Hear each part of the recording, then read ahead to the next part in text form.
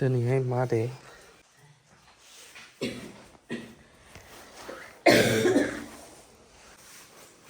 happy roast day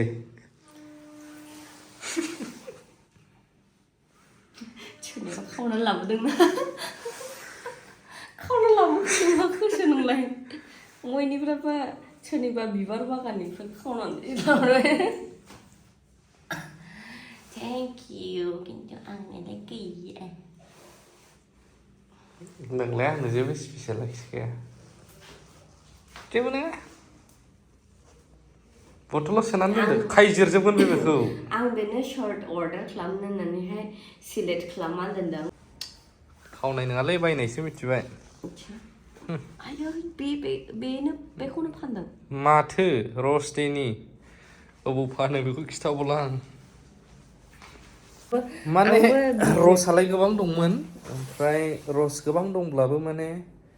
फिसाया गैयामोन आरोना बे फिसा साइजआ ओरै गावदां गावदां गिदिर फिसाखौ लाबोबाय आं हेपि र'स्ट डे गासैनिसिमबो